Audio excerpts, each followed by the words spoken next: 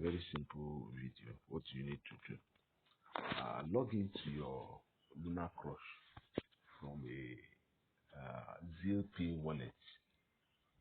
So if you don't have Z wallet,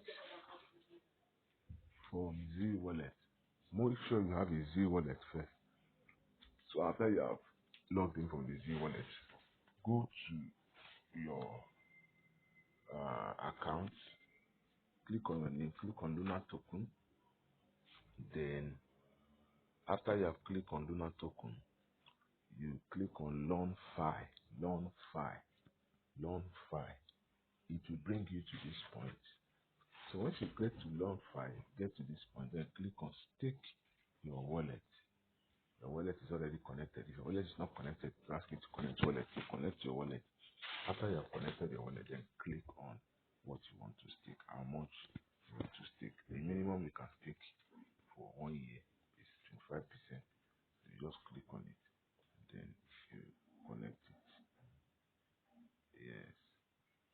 So, but before you be able to do that, make sure that you've transferred 100 Luna from that your wallet to this particular wallet that you are staking in, and then that is all. It's a simple